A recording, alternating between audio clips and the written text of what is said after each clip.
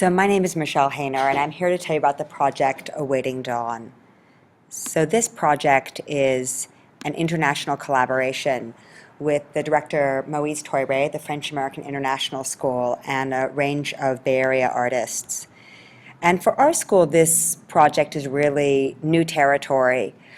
Indeed, it sort of symbolizes our department's effort to take on some of the challenges and take on some of the risks that we're taking in other areas of the school as we seek to experiment and explore new opportunities in education.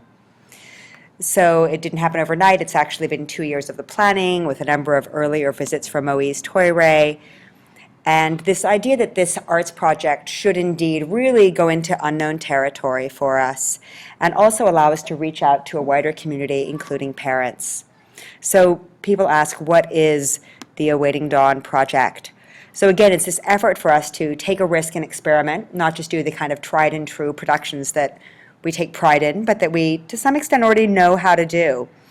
And also this idea that the arts can and should look different going into the future than they have in the past.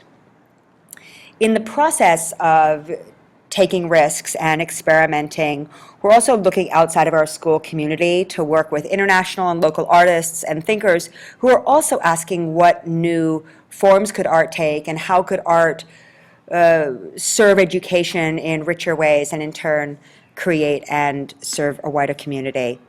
So the form and the process is really what's at the heart of the matter.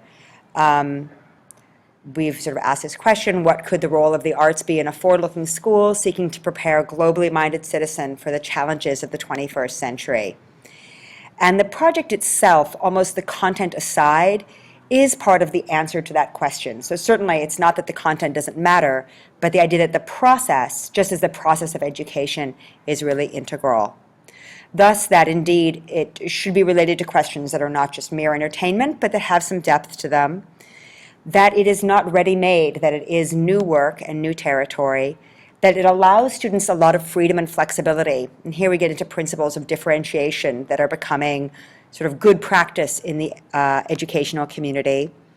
That the students have opportunity to really take initiatives and create forms in different formats, or create work in different formats. And also that within our department, there's not this hard line between the work that happens outside the classroom and the work that's in the classroom, but that there's an opportunity for them to be deeply connected and complementary.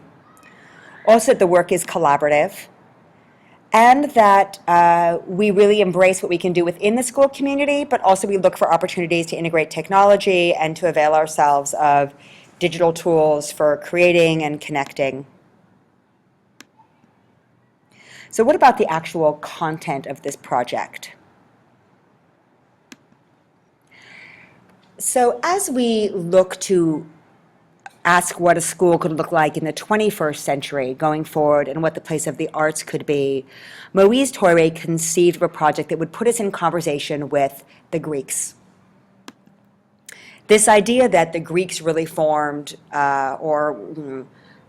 key institutions of democracy, of theater, and of education in the form of the Academy in the West, and that we refer to them without necessarily going back to their original meanings or their original manifestations.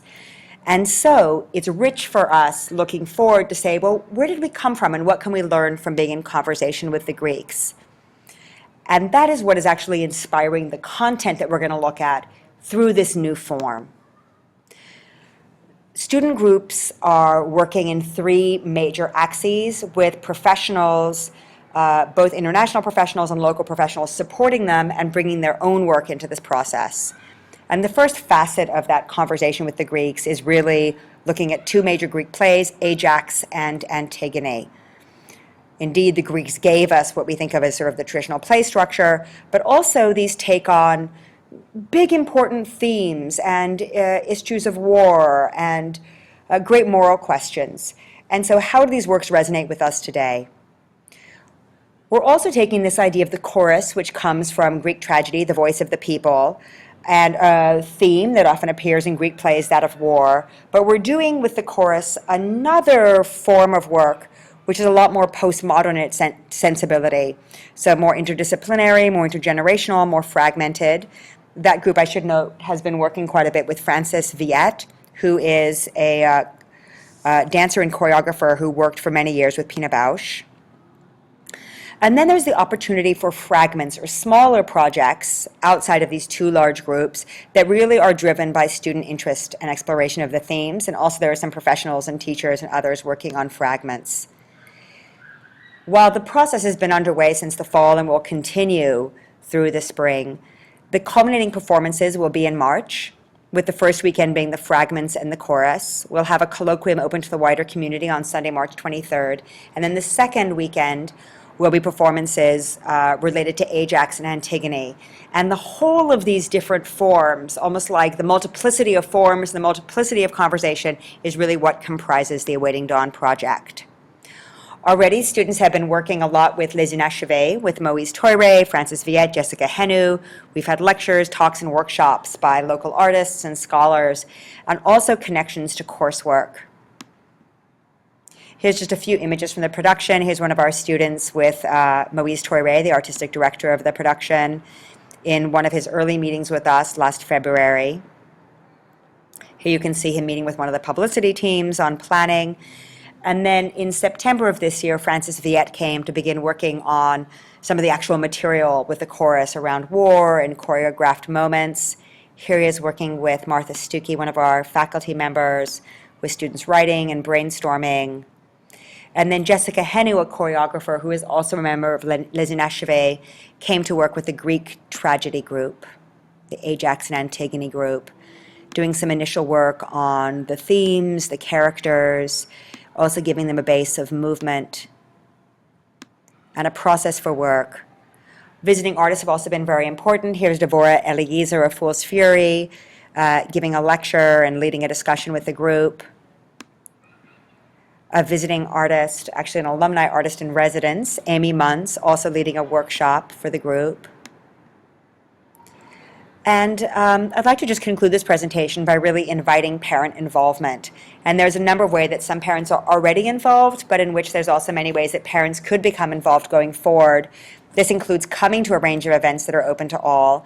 We do have some parents that are performing and blogging and organizing, and those are all ways in which parents could still be involved. For the March 23rd symposium open to the wider community, we would really welcome and indeed need parent help and advisement and input to organize those events. And we would also welcome parent participation in documenting, sharing expertise, or simply, if they're curious about the project, witnessing and observing and being part of the greater conversation and helping this project reach beyond maybe not just our arts department and not just the kind of immediate pool of those closest to the hands-on work of the project, but to a wider community on maybe a citywide or even a national scale. We'll be having an upcoming event, which is a conversation with Moïse Toire this Saturday at 11:30 in the Arts Pavilion, and you can also follow the event on Facebook or on our website. And here are some key contacts. Myself, the head of the Arts Department, also Carmela Levine and Patricia Thayer.